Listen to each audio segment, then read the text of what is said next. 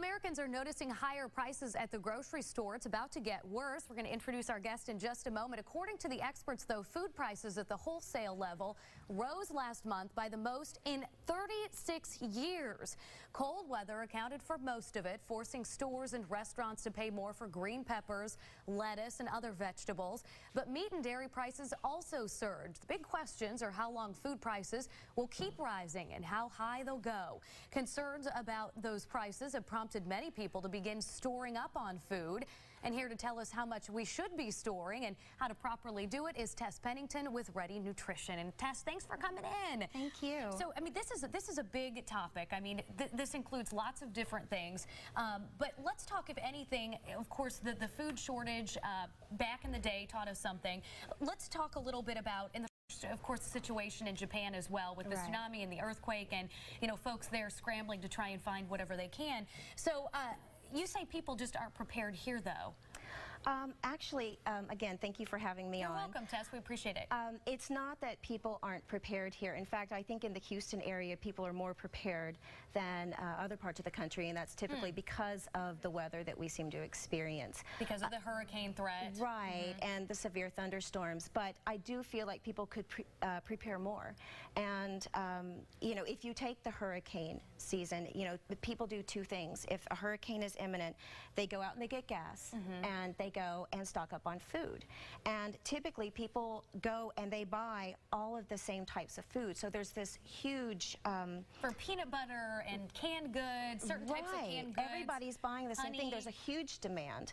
And typically what happens if somebody comes in late and they go into the store, they might go home empty-handed. And we're not talking about people just storing up, though, for emergency situations like a hurricane or the threat of a tsunami or an earthquake here. I mean, we're talking about because the food prices are so high, there is, quite a movement to get things stored. But, when you think about that, taking on the extra food, finding the space for it, it seems like it would be expensive.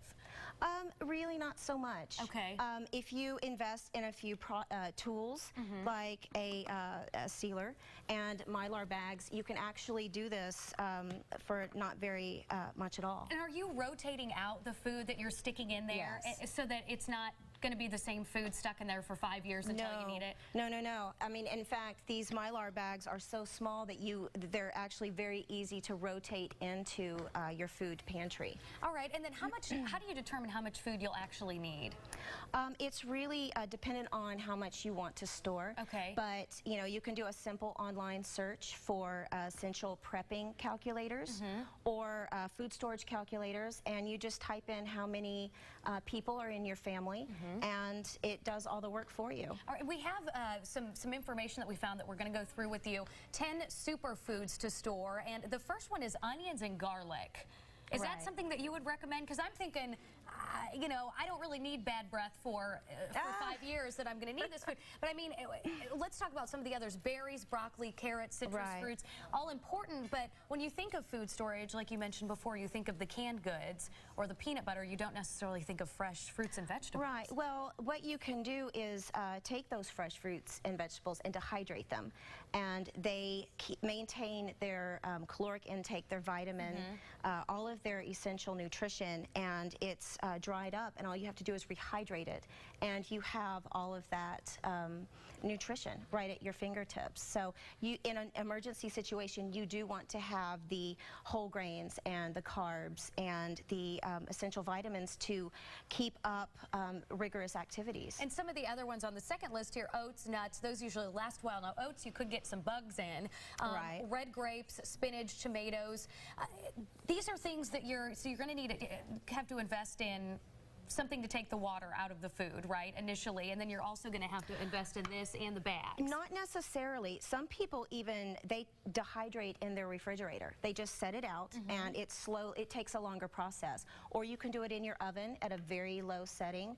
I have a dehydrator, and I think it cost me $45, so it's quite reasonable. Too bad. And again, we're talking about things that you're not going to be able to store in your freezer, because if there is an emergency, you're not going to have that capability. Right. You want everything that for emergency supplies should be stored between 65 and 80 degrees. So you can actually store it in your closet in a place that's a dark place that's not full of sunlight. All right, well, Tess is going to stick around with us to show us how to properly store our food so that it doesn't spoil. Again, how to properly do it. The how-tos are coming your way next.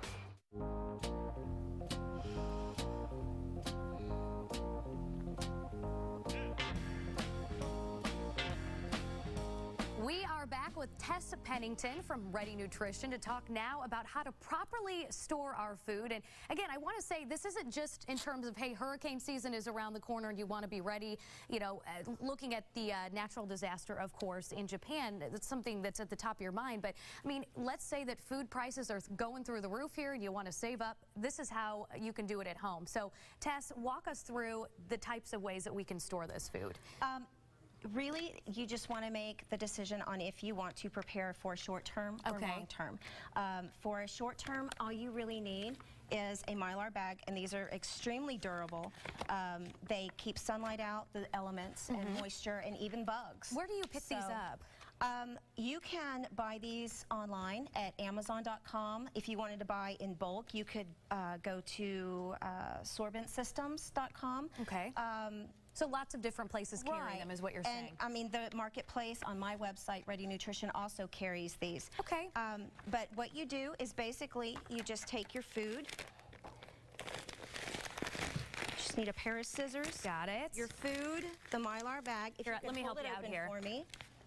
This is like a two-person job. Get the kids involved. All right. My husband Mac typically helps me, so you can be my Mac right now. Okay. And I usually fill these up to about probably about 3 inches to the top. Okay. So if you can see that, that's probably not a very good.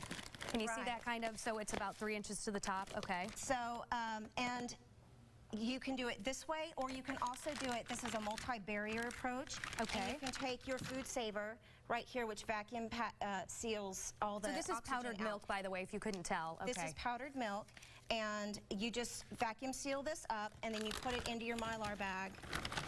So once we have this has the oxygen absorber. That's the second step to this, and this is a time-sensitive step. So that's why you want to do all of this first. The oxygen, what is that?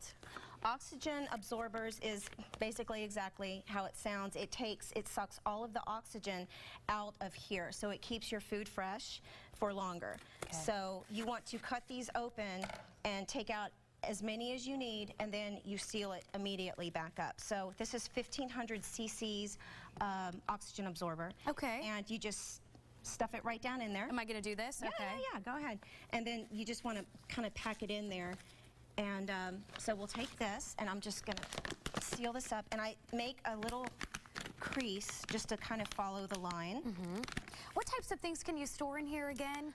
I mean, everything, like you said, from fresh fruits and veggies to dry foods? I wouldn't do fresh fruits and veggies. Not so much. You can dehydrate food. And then stick it in there. Yeah, this is mainly dry foods like rice, pinto beans, powdered milk. Not fresh fruits. I mean, after you dehydrate them, you'd stick them in a bag like this. You can put them in here. And the dehydrated fruits and vegetables typically last about a year. Okay.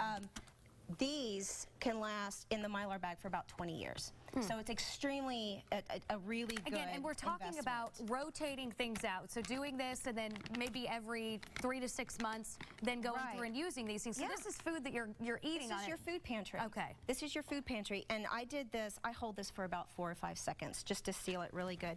And you know, the food that my husband and I bought 2.5 years ago, we're living off of it right now. So you know, all of these inflation with the prices. How much would you say you're saving? Quite a bit. Do you go shopping quite a bit, or I mean, we get the idea of it. So you go shopping quite a bit, though. If I see a sale, I do, but typically we'll go to the Latter-day Saint warehouse, and they let you buy bulk foods, or you can go to Sam's, or you can go to H-E-B, or you know, your superstore foods, and go and get large quantities. So. And where are you sticking all this food in your home? My short-term storage is at my home, so I can grab it and rotate it into my pantry. We do have a longer-term food storage that we're working on, and that's in a undisclosed area. Okay, so I have to ask though, because as a working woman, Right. I don't think I could find the time. I would find it hard to find the time to do something like this. I would think maybe if you're a stay-at-home mom or you're taking care of someone at home, you'd have a little more time to do it, but you're saying anybody can do this. Yeah, anyone can do it, and it really doesn't take that much time. If you have bulk foods and you have all of your tools Stuff that laid you need, out. right, you just pour it all in. We've done, I think we put up like 60 bags of Okay. foods and whatnot in about an hour. So, you know, you do it when the kids go to bed, you know, and it's not loud, so they just sleep right through it. And then so. the last question, what got you started on this? Why did you decide to make this your hobby and really your message, because you've got a website dedicated to it? I worked at the American Red Cross right before 9/11 hit, and after seeing just what happened and how unprepared we were, it really spoke to me.